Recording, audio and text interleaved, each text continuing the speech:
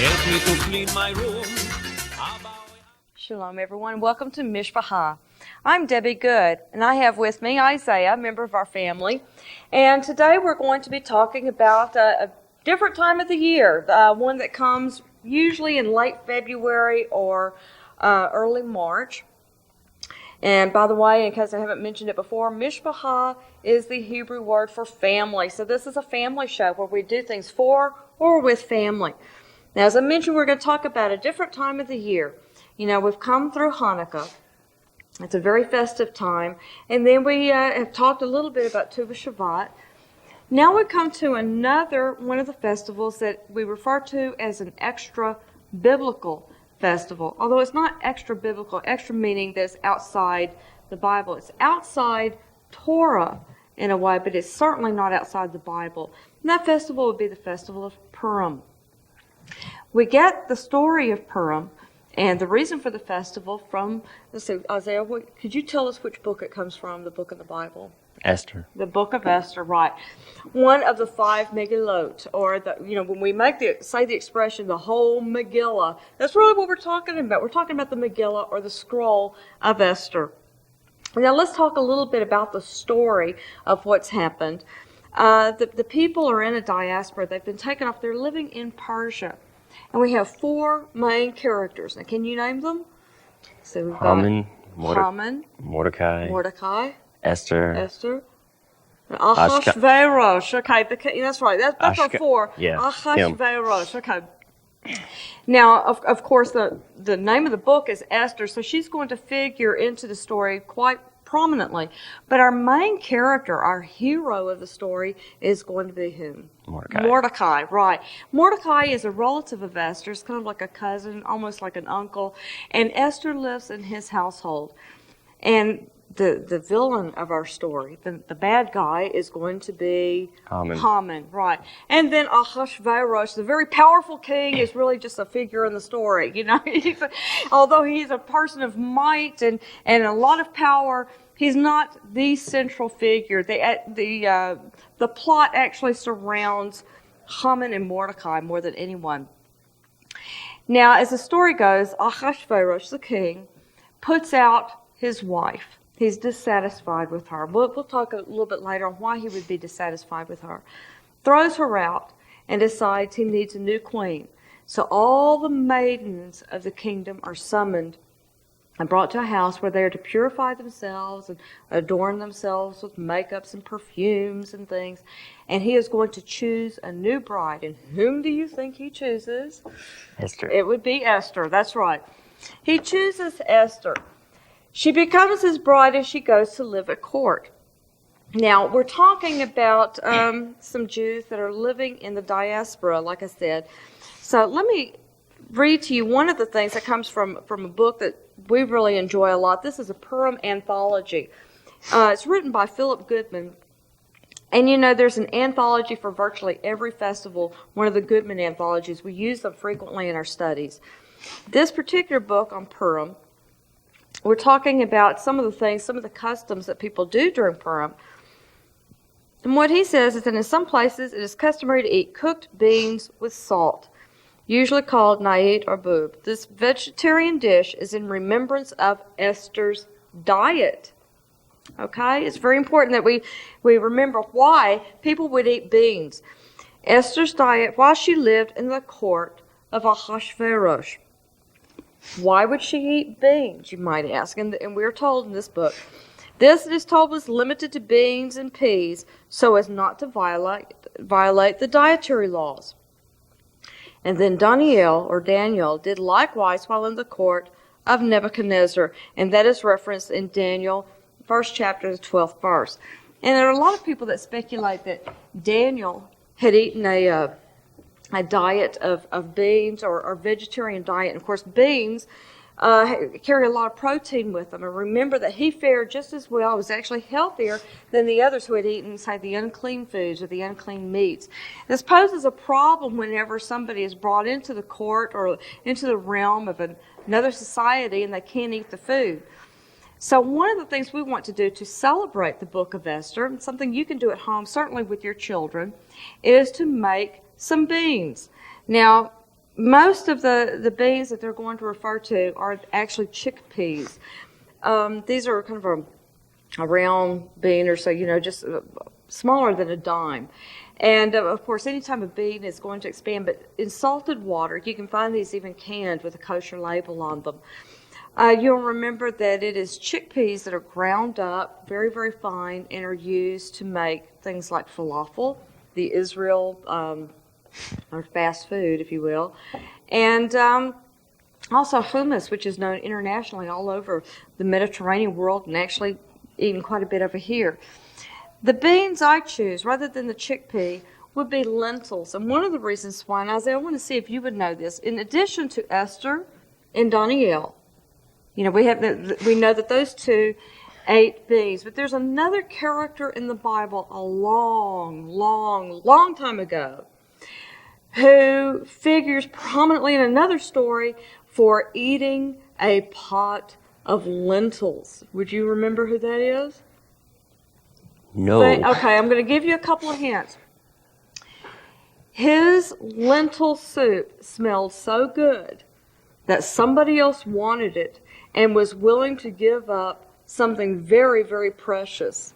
Okay, now we're starting to talk about, what would be so precious. He was basically giving away his future life, if you will, and now you're catching on to it. You recognize it. Jacob and Esau. That's right. Yaakov and Esau, or Jacob and Esau. And that's one of the reasons why I decided we would prepare a couple of lentil dishes today. I've taken both of the recipes from this particular cookbook called The Melting Pot. You can't get it over here. It's one that I got while a tourist in Israel. But this first dish particularly I like, and I've cooked it at home several times because I actually had this dish in a restaurant that we frequented several years ago called the Roman Culinarium. And this is one of those fun places where the waiters are dressed like Roman slaves, and somebody's going to have to wear a toga, and somebody might be dressed like a centurion guard or something, and you eat at a triclinium, and they try to serve ancient foods. And we know that this dish goes back to ancient times quite a bit. It's probably eaten all over the Middle East for many, many hundreds of years. In our case, I liked it because it's a favorite among some of the Arab cultures, and remember that Esther had been living in the nation of Persia, right? And Persia later on becomes Iraq and Iran and, those particular areas. And so I thought, well, it's fitting for this particular story, but it's enjoyed by all different cultures in Israel. Okay, what we're going to start out with, if you can get your pens and paper ready, we're going to make some lentils and rice together, and we're going to need a cup of brown lentils that are soaked overnight.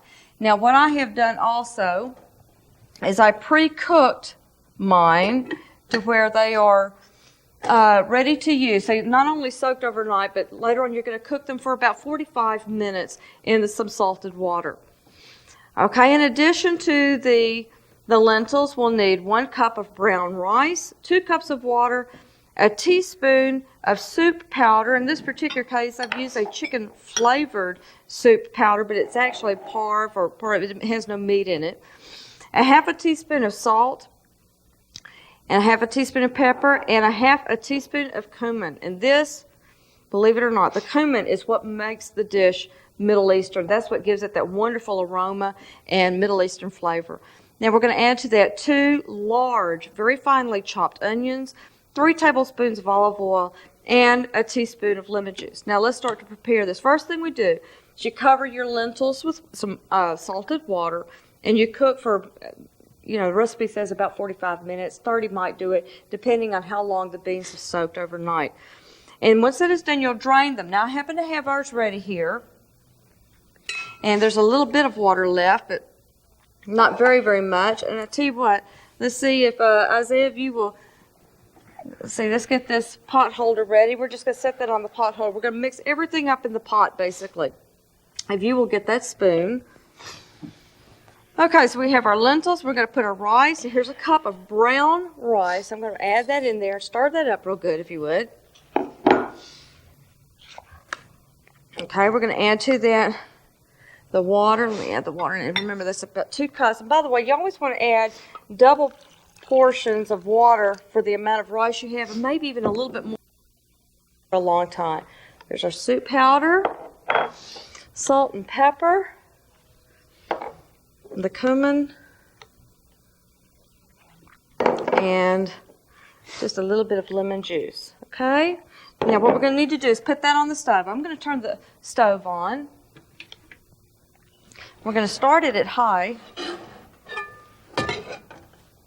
Okay, if you want to take that over, stir it up real good, because once it starts cooking, we'll want to cover it with a lid. That's right. Just put it over here on this burner and stir it real good. Yeah, there you go. And once it starts boiling, we're going to put a lid on it, and we're just about through with it. Now, in addition to that, what we're going to do is take our olive oil, and we're going to put it in the skillet, and we're going to fry most of these onions. And I'm going to let you do that while I start going through the second recipe. Now, you don't have to use all of the onions. You want to save some of it for garnish, okay? But you want to get most of the onions in there. Okay, yeah, go ahead and use that spoon. Why don't you stir that around as that gets started? Let's talk through the second recipe. Now, basically, just to finish this one up, what's going to happen is the rice, once it cooks, it will mix together with the beans and all the spices. Then you'll add the onions to that and just mix it up and garnish it with a few browned onions. Okay, our second recipe is a type of lentil soup or stew. Now this one's going to take a little bit more work. Let's get those onions going real good. I tell you what, I might borrow the burner from you if you want to put this on the back. And once you cross around to the other side, I'm going to turn you on high. Okay? Now, in this particular recipe, this one gets a little more involved.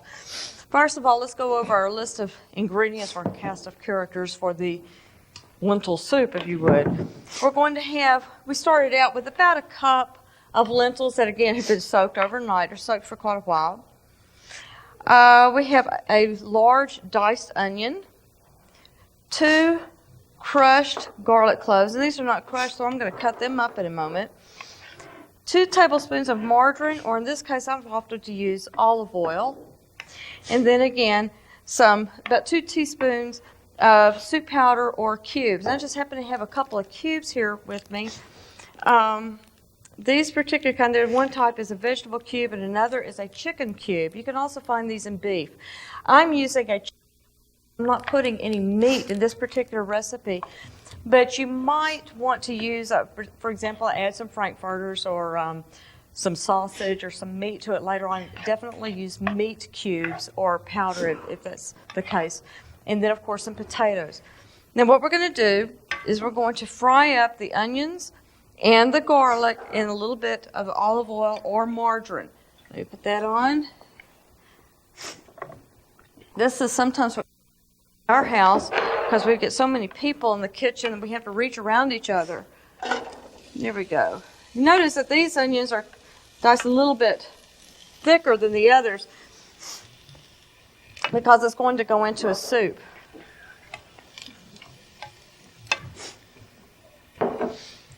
Okay, and we want to just basically saute that a little bit to get that all browned and nicely seasoned. Now here's the interesting part. Once you have that done, we drain the lentils. What I'm going to do is just use my slotted spoon. But we'll drain the lentils and add to the pot. We're going to fry that for about 2 or 3 minutes. So you can watch this. I'm just draining as I go. But we're actually going to fry the lentils. It gives it a real nice or rich flavor with that oil causing it to... Here we go. And just a little bit more.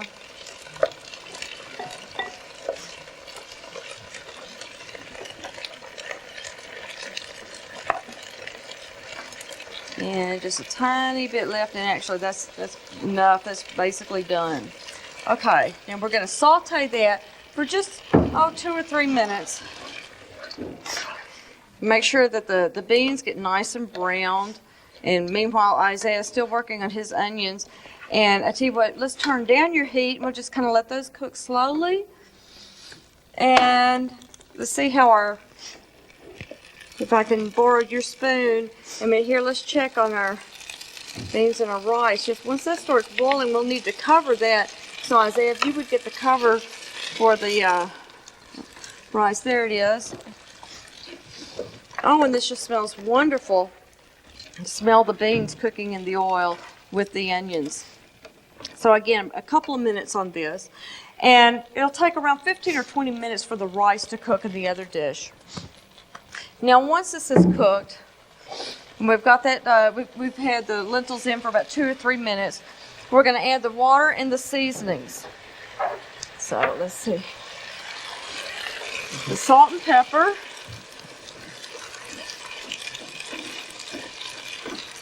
And our soup powder.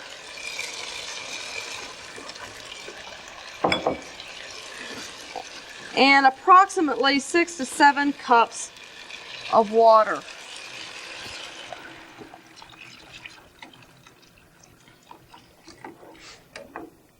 That should be enough water.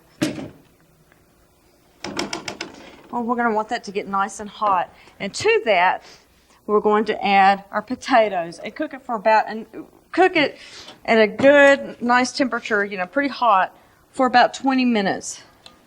And I'm just adding these by the spoon so it won't splash. And pretty soon we'll just sort of dump in the rest of it. And Isaiah, tell you what, if you would very gently dump in the rest of these and then stir the pot up, okay?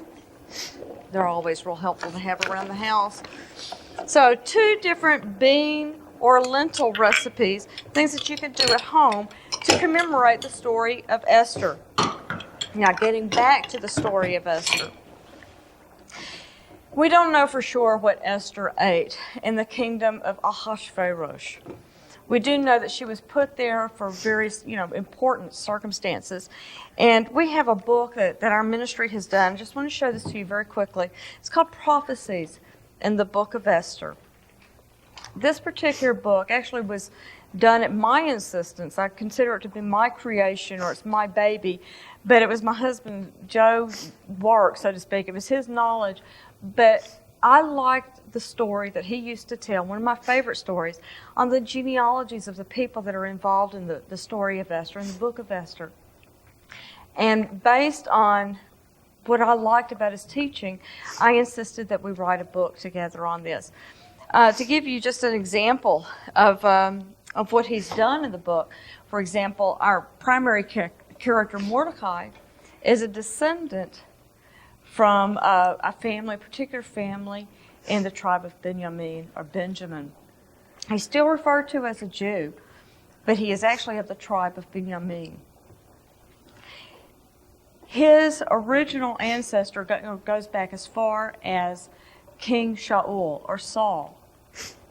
Now, of course, there were many ancestors before that, but you can see how this is going to figure into the story, because his great adversary, Haman, is actually descended from a very evil, wicked enemy of the Jewish people, or all of the children of Israel in much earlier years, and that would be Agag. And you'll remember in a very famous story that Shaul, or King Saul, had been told to wipe out this family, and he did not do it. And so there's some very interesting little side notes that take place in the story of Esther. Some people have wondered about the validity of the story because they say that the word Lord or God is never used in the book. Actually, we've found that in encoded messages, there are 4 times in which the name of God is used, and that, of course, is in the book as well. Now, we've mentioned, and Isaiah, if you'll rejoin me again, we have mentioned our 4 main characters. We have Esther, whom the book is named after. We have Mordecai, our hero of the story, and our main character, actually, Haman and Ahasuerus. And the way the story goes, of course, Esther is invited to live as the betrothed, the bride of the king. But there's an incident that takes place one day when the king's life is in danger. And who should come to the rescue but Mordecai? And, because he's a good servant to his king. Later on, it figures into the story because the king wants to reward this man, and he wants to do something special for Mordecai. So he goes to Haman, and I just love this part of the story. He's saying, I found out that somebody had done something really good for me a while back, and I forgot to reward them about it. What should I do? What should I do? Okay, and Haman getting all puffed up and thinking, oh, it's me. He's talking about me. You know, he just can't wait. So Isaiah, do you remember what Haman's suggestion to the king is on the great reward that could be bestowed on him? Let me give you a hint. He says, oh, let that person, meaning me, let that person be king for a day. Remember? And there were things in there like dress him up in his clothes and dress him give up a in the parade. king's robes, right? To give him the parade, to ride on the king's horse, to do all these special things that all would be just special for the king. Well, what happens? Does Haman get to ride the horse? No. Does Haman get to lead the parade? Not quite. Okay. Does Haman get to wear the royal robes? No. Okay, well, so imagine to his disgust that it is his worst enemy, Mordecai, who is chosen for these particular honors. Now, Haman already, did he like Mordecai or? Not too much. No, he couldn't stand him actually, could he? No. He hated all of the Jewish people. He hated them with a vengeance, with a terrible passion. And when he finds out that the guy he hates the most is the one that's going to get this great honor, you can imagine what that did to him. Because, Haman is a character of greed, of miserable greed, of villainy that is far-reaching. He wants to wipe out all of the Jews. So he goes to the king and he tells him, and I love the way this is worded in the Bible, so there is a particular people that is strange. There's a particular people that has very, very strange habits. They're different from all of us. Let's get rid of them. And actually, the message is not just to get rid of them, but to utterly annihilate the Jewish people. Do you remember what happens in the story, Isaiah? Do you remember what Mordecai says to Esther?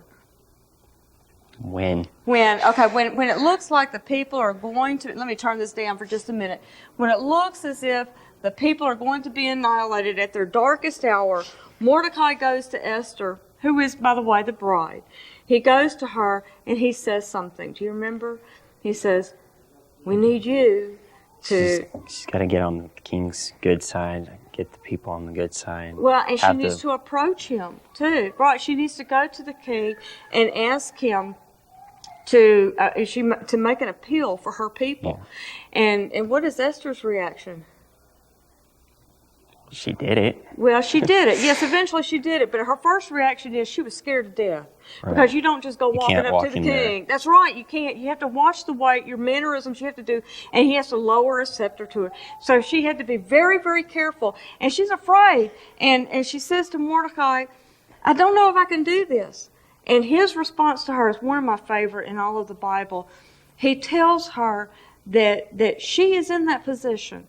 And who knows but that for such a time as this, she would be in that position to help her people. And that's what convinced her. So she goes on a fast for 3 days, and she tells all the people, all of her friends, all of the Jews everywhere to fast as well. And then she appears before the king, and she lays it all on the line. She says, my people are about to be destroyed, and it's by your decree. And he says, oh, and who would do this terrible, terrible thing? And what does she do? But she points the finger at Haman. Well, to make matters worse, and this is really the fun part of the story, Haman just he's panicked, and he goes after Esther saying, please don't react this way. I didn't know that you were, one of the Jews. I didn't mean to do this. And he grabs at her robe and falls, basically you have a setup that could never have been created by man. This is just very, very rich. I mean, it's just so disastrous. So basically, Haman suffers the fate that he had planned for Mordecai.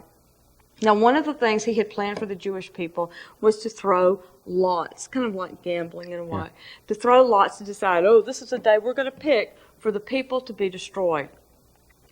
And it was that day in which the Jews were allowed to defend themselves, and it was Haman who was actually wiped out, and the enemies to the Jews rather than the Jews themselves. And that is where we get the word Purim. Purim stands for the word lots, so that things balanced out in such a way that what was supposed to be disastrous actually, because of the lots that were drawn, actually became something that was a great, tremendous end and reward for the Jewish people. Well, anyway, we're going to check our beans in a little while and see how they are progressing, but I want to encourage all of you to do something special this Purim. Fix a bean soup, a bean salad, or do something with beans so that your children can understand what it's like to be in a different kingdom.